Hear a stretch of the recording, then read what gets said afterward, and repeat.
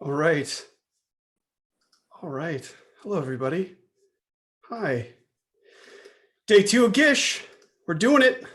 We're doing it. We're doing it. I'm so excited about today's panel.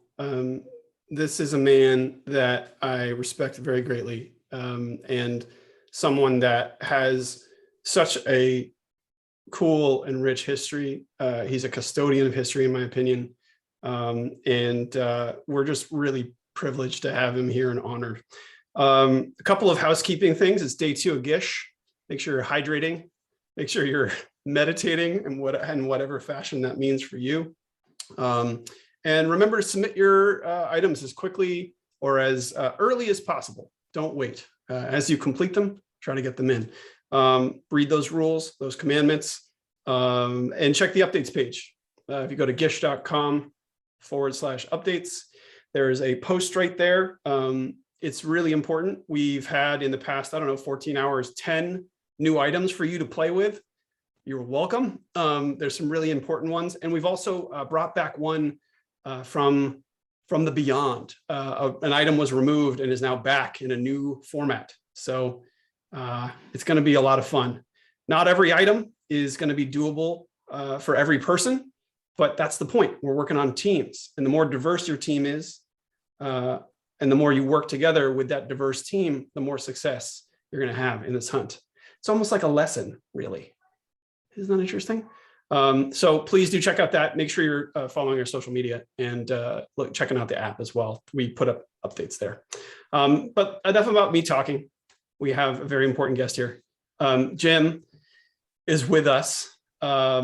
Jim is, I'm just going to toot Jim's horn for a second here because, well, that's what a horn is for, quite frankly, is for tooting. But Jim is an actor and playwright and writer. Hello, Jim. Now I get to compliment you to your face, which is everyone's favorite, is to be complimented, not passive aggressively. Obviously. Well, you can compliment me to my back too. That's fine. Okay. All right. Maybe I'll turn around instead. But Jim, you have this illustrious career. I've loved watching you in Deadwood, in Supernatural, in also Deadwood, by the way. I mean, I just got to say again, Deadwood is amazing. And your part on The Boys is awesome too. A very funny name that you have there on The Boys, Robert Singer, or how that happened. I there's something familiar about that name. I can't quite place it, but maybe we'll do an item to try to figure that out at some point in the scavenger hunt here. Yeah. But you've also, you've been in a ton of shows. You've been in films all over the place. Crimson Peak also was another favorite of mine. Thank you for being in that. That was awesome, with Guillermo del Toro. But you're also a writer. You've written tons of plays. You've written a few books, including a memoir. And I want to get into that. I want to get into your history a little bit, because the nature of this panel is really about history and storytelling. So tell us a little bit about yourself. Where did you grow up? What's your early life look like? Well, I was born in Laramie, Wyoming, but only because my parents happened to be there at the time. I grew up in and around Dallas and Fort Worth in Texas, and I was a preacher's kid, and with all that implies, and my three sisters and I grew up mainly in the city of Irving, Texas, which is right between Dallas and Fort Worth. Gotcha. And it was. And then you served in the military as well. After high school, I joined the Marines and was on active duty for about 3 years. And gotcha. I thought that was a pretty cool thing. I didn't think it was all that cool while I was doing it, but in retrospect, I'm glad I did it. And it was, I don't know if there's anything particularly noteworthy about my early life, but it was a good one. Well, how does a Texas boy who served. Thank you for your service, by the way. How did you end up in acting? How does that storytelling happen? Well, I was a big movie fan when I was a kid. And I mean, really kind of over the top fan, particularly of the history of movies and the people who made them. And I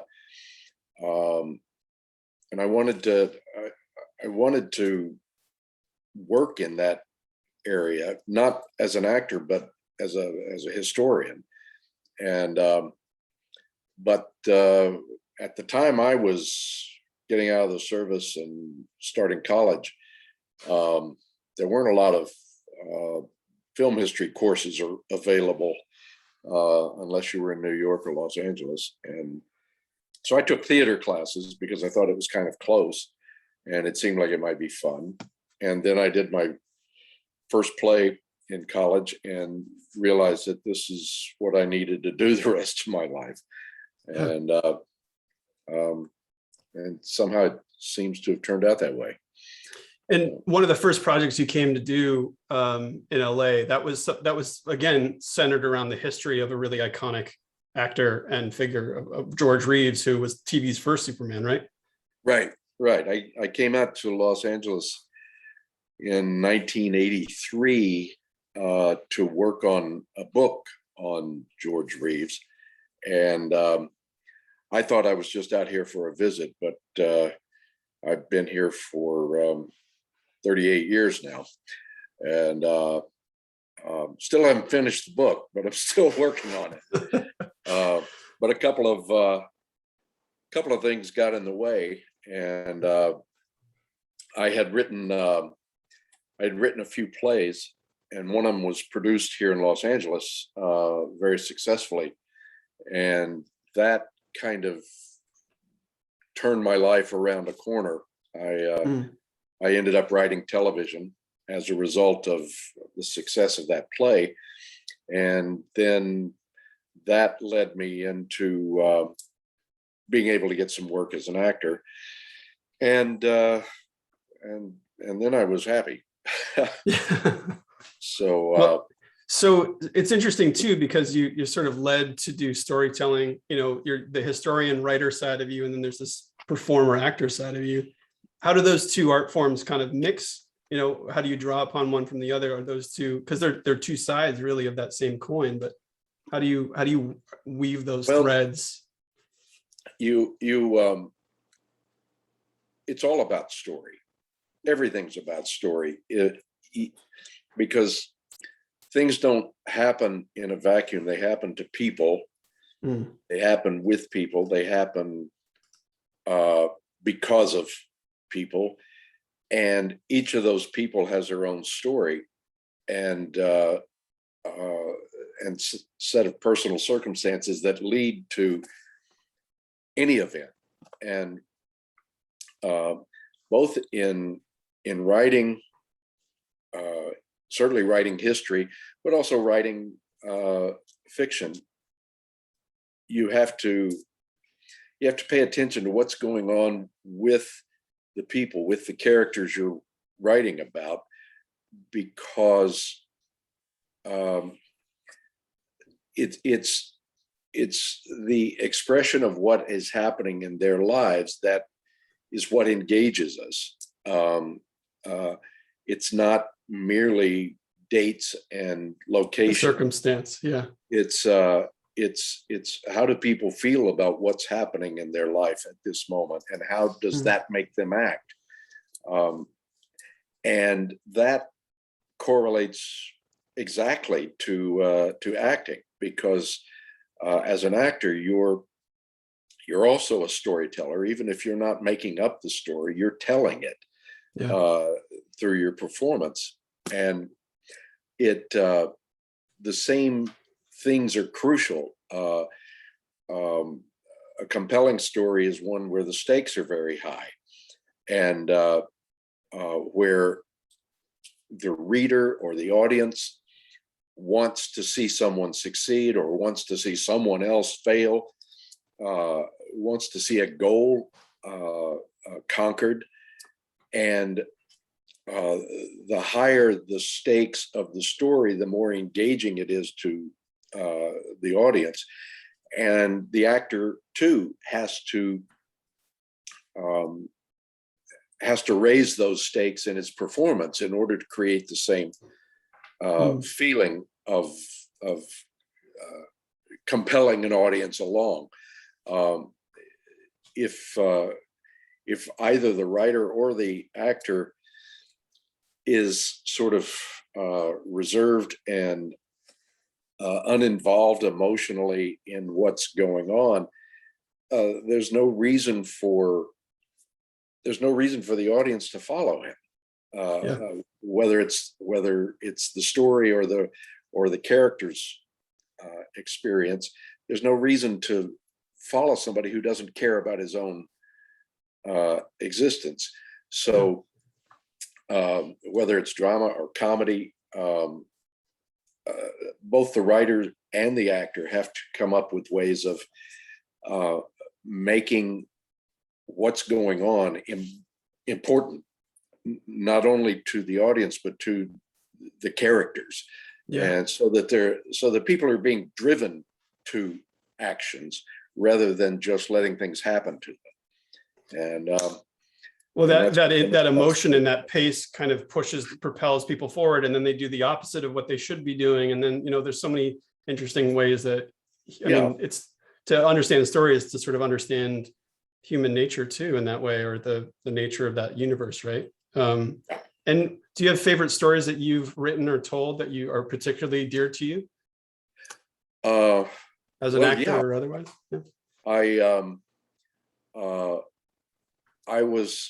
When I was in college, I got a summer job.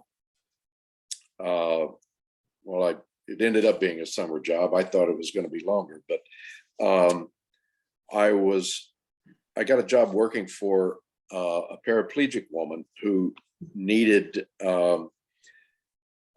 helpers around her house, and I wasn't there working terribly long before I realized that there was this massive story going on with these people in this household, and so not only was I experiencing whatever I was experiencing from day to day, but I was also watching and observing the people I was working for and working with, and that event in my life became that play I told you about that that was successfully done in Los Angeles. It's called Verdigris. And that play propelled my entire career because it got me noticed in the industry, and a lot of the people who are participating in this they're big fans of Verdigris. We're seeing it all over the place here. We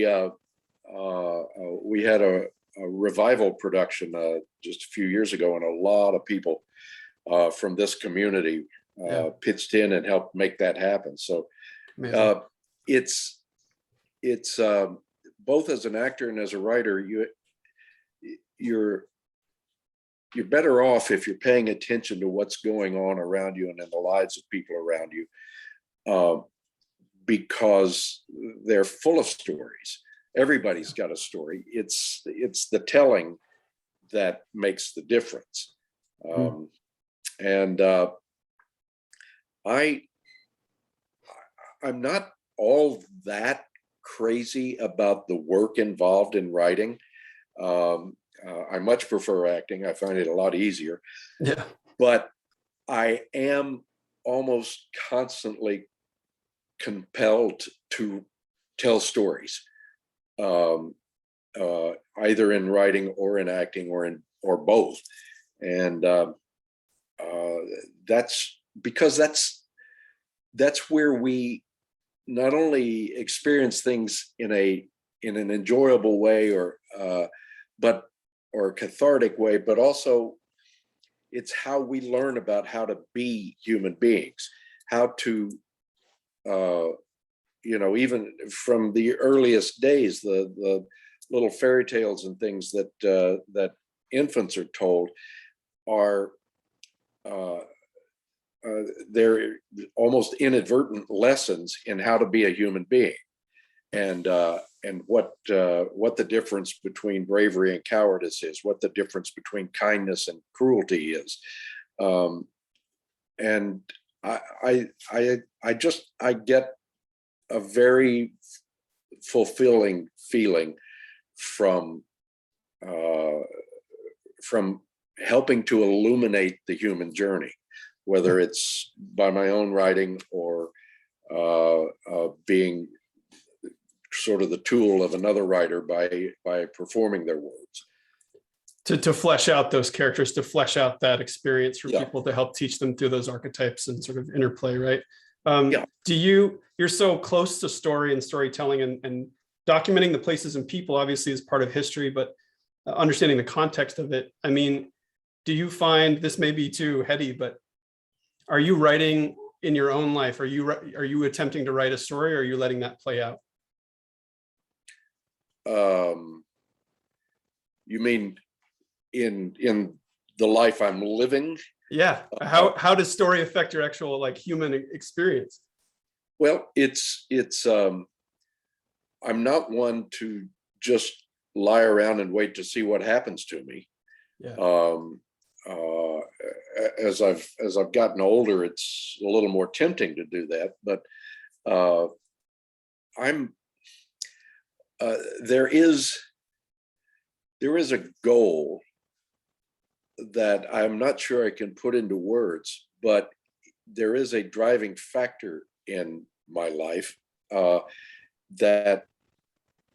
I be productive, that I be protective of those I care about, and that what I do in my life has some value or meaning.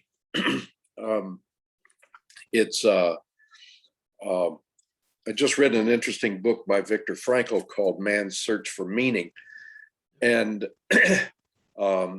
he makes the point that most of the problems that human beings suffer come from a lack of meaning in their life, or a lack of purpose, a lack of knowing where they're going and why they're going there. And I tend to agree with that. I can't always nail down exactly what my overarching goal in life is, but I know that there are things that are important to me that I'm doing and participating in, and most of them are fairly basic, like just survival and the survival and welfare of the people I care about, and then by extension the rest of the world, because we're all in this together. Yeah. And it sounds like, sort of that Joseph Campbell follow your bliss is the creating of those experiences and protecting people and enjoying yourself, but also, digging up what those experiences are. You've written very personal work too. I mean, your memoir, Life's That Way, you preserved a kind of history for yourself. What was the impetus behind it, and what was the process of that? Because the people watching here right now are making art right now. They're trying to like do what you're talking about, which is protect others and sort of find and uncover things for themselves. I think it'd be helpful for them to hear about that. Well, in 2004, my wife at that time, Cecily Adams, was diagnosed with lung cancer, and we went through that experience in a way that I think was kind of unusual. She had a wide circle of friends and people who cared deeply about her, and it was impossible to keep up with telling everybody what was going on with us every day. And I began writing a nightly email to just family and friends, which eventually turned into a journal of the experience, written in real time, written every night over the course of a year. And during that course of time, I discovered, much to my surprise, that not only did it seem very helpful in some way to the people who were reading it, not just to know the day in, day out facts of her illness and care, but to share in our experience. And also, shockingly, was the fact that people began sharing it with other people, and those people began sharing it with other people. And eventually I had thousands of people around the world reading this email newsletter every night, and sending their emotional support to us, and following our story. And it was sort of shocking to me. And then my wife Cecily died about 4 months into this process, and I continued to write for another 8 months about the experience of her loss and its impact on myself and my daughter and her friends. And what I came slowly, mainly at the behest of a number of my friends, to understand was that there was something valuable in what I was writing in terms of being open about the experience. And I was encouraged, I was very reluctant, but I was encouraged to turn it into a book that could be shared with many more people. And after dragging my feet for a year or two, I finally did that, and it became this book, Life's That Way, which I have to say is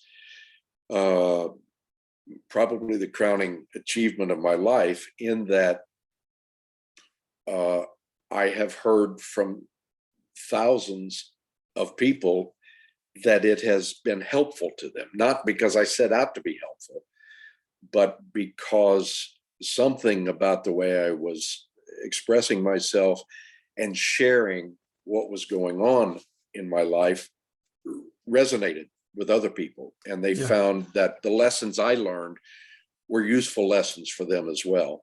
So it's the story of a year, but it ended up somehow or other being a lot more than that. And well, there's something there too, I think, to call out. I think the relationship of our own stories, like your story and relating to someone else. I lost my father to lung cancer and started journaling as well. And just knowing that, and knowing that you have a story, that I have a story, that are analogous in that way, brings us closer together. It makes me feel like, by you sharing that, so it's the story plus the sort of the balls to share and be vulnerable in those ways are really powerful. The biggest lesson I learned from that story was that the sharing was everything. That everybody has a sad story. Right. Most of us keep them to ourselves, and I think we are worse off for that. It's tremendously lonely to go through a sad story on your own. Yes, exactly. And I understand that some people resist opening up their lives to others. My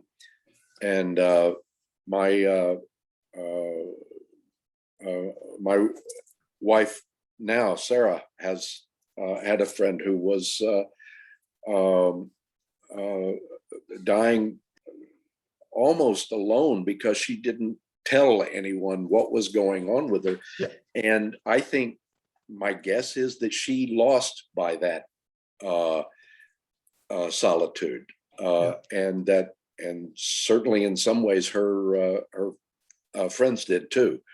I'm not saying my way is the only way, but I found it intensely rewarding and helpful to me that my sharing what was going on in my life meant something to other people, and that they in turn shared things going on in their lives with me. Yes. And to me, that is the very essence of community, and what we are here for, which is to share in each other's trials and triumphs. Yeah, it's so true what you're saying. I wrote about being a father for 10 years in a bunch of publications and places, because specifically, like you're saying, taking those intense experiences or traumatic experiences or sad experiences and trying to manifest them into something, it was really helpful for me to journal about becoming a father, because I didn't have a dad to talk to about it. It became an open dialogue. So storytelling for me, and the way that you're talking about, is not just sort of the documentation of it. There's a therapeutic element, and then it opens up as a gateway to bring other people in and have that communal experience, which is so important. I can't agree with you enough. Another big piece of the book of you, which I think is a big part of what we're talking about now, is the ability to sort of dig into what we're experiencing, or our history ourselves, our family history, our background. You are a member of the Elders Council of the Cherokee Nation. Your mother is part Cherokee, is that right? As I understand it, my maternal great grandmother was Cherokee. Now, I do not claim officially to be Cherokee because I don't have the records to substantiate it. But one of the wonderful things about the Cherokee Nation is how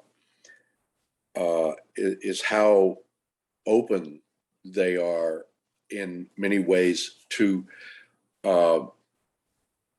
like-minded souls who, like myself, who have a connection, even if they don't know precisely how that connection works. You still there? For some reason, I got a phone call in the middle. For some reason, I got a phone call in the middle of that. But so, because of my interest in my own family's story, I've been deeply involved in the genealogy of my family, and hearing these stories about my Cherokee great-great-grandmother, I became interested in the history not only of my family but of the Cherokee Nation, and my best friend is a member of the Shawnee tribe, which is associated with the Cherokee Nation, and between those two factors, I became very interested in not trying to present myself as a native, but as someone who is fascinated by the history and is interested in the welfare of the people, which is what led me to participating with Rainbow House. Yes. And Rainbow House, that's an all-volunteer charitable organization that provides clothing, toys, shoes, as well as food and crisis baskets. Is that right? Can you tell us a little bit about them? It's located in Locust Grove, Oklahoma, in the heart of the Cherokee Nation. Rainbow House is basically a free store. Okay. It's a place where people who need blankets or clothes or food can come in and help themselves. One doesn't need to be a member of the Cherokee Nation. It is a Cherokee charitable organization run by the Elders Council. And I first learned about them when my friend Tom Allard was working with them, creating promotional videos to help raise money for Rainbow House. And they had a hard winter a few years ago. It can get really cold in Oklahoma. Yeah. And I thought, well, they need supplies because a free store is going to run out fairly frequently.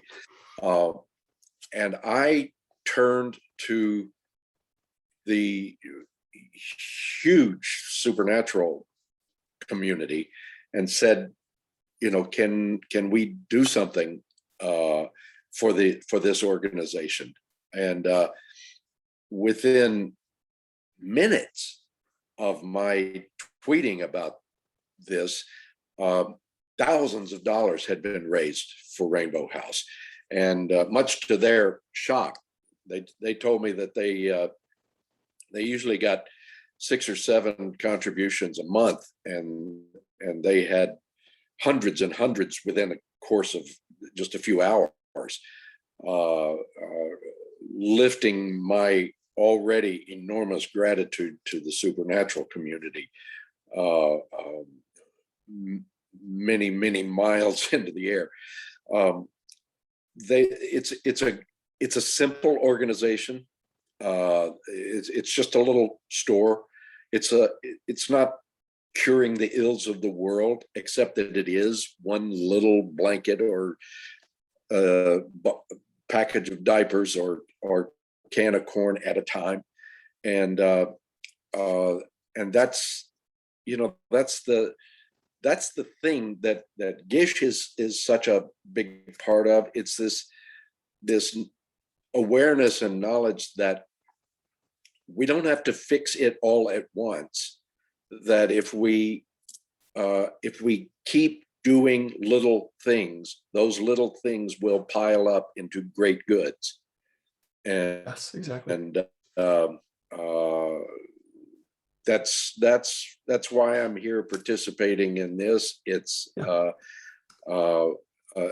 we're not going to solve world poverty or world hunger unless we tackle it one hungry poor person at a time. True. And with as many people as we can call on in this community, yes, we can do incredible things and have done. So well, I'm ready to associate. I would love to launch this challenge then now that we've concocted. I'm not an Indigenous person. I'm like 98. I'm more Irish than Adam Fergus is. We checked. I know you can see it on its face. But I think for a lot of non-Indigenous people, there's this romanticizing and mythologizing about maybe I know in my family we had heard like various things that were unsubstantiated about our ties to things. We, however, live in areas that had Native peoples, First Nations, Indigenous peoples all across the United States and around the world. There were Indigenous cultures here prior to us coming, and I think in line with talking about history and about your vulnerability and sharing and the work that you've done in Rainbow House, I'd like to share now what the item will be. And also, by the way, not to denigrate Irish heritage. I have a really rich Irish heritage. We're horse thieves and fishermen and all sorts of fun stuff. But it's particularly important, I think, that we recognize our connection to where we live too, because the area I'm in was once, there were lots of people from the Miwok and Ohlone tribes and those groups. So we've concocted a little homework for y'all to check out. So I'm just going to put that up here on the screen. And this is going to be up in the hunt list in just a moment. All right. So can everyone see that? So it's item number 3. Our histories shape us, but we often don't know the history of where we live. Reach out to an Indigenous-led resource and write a 1-page article about the, I'm not going to pronounce this, guys. You've ruined me. Jim, do you know how to pronounce this word? Autochthonous? Autochthonous. Thank you. Essentially indigenous peoples of your region. If you are indigenous. Autochthonous. Autochthonous. Wow. Thank you for helping me through that.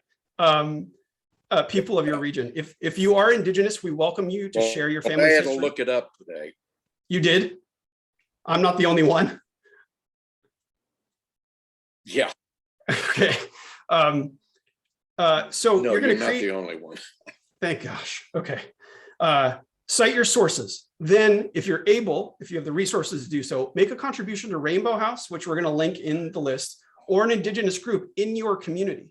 I mean, preferably, honestly, in my mind, something that helps people that were there. You know, this is not about showing off that you're an ally. This is literally reading, doing, and helping. So submit your article with a note about your contribution in the comments. Jim, I could listen. Do you narrate audiobooks ever? I could listen to you talk all day. I have narrated a few audiobooks, including the audiobook of Life's That Way. I don't do a lot of it, but I thank you for the compliment. Okay, well, real quick, if you want to get involved in Rainbow House, we're going to link to that area. They're ready to help others. So you give them your help, but also research your area, research the peoples and organizations and groups in your area so that you can work on this item. We're going to put that up on the list shortly, just after this. This video will also be available after the fact. Go follow Jim, please. Jumble Jim on Twitter, Jumble Jim Instagram, Jumble Jimstagram, genius, on Instagram, and jim.beaver.7331 on Facebook. Tomorrow, we are going to Thailand to have an Asian elephant experience with an amazing conservation group. They are going to take us up close and personal with some amazing creatures. We're excited for that as well. Jim, thank you so much. Obviously, everybody go give your love to Jim on social. If you have any other storytelling questions, maybe they'll shoot you some of those over social, yeah? Okay. Well, thank you, everybody.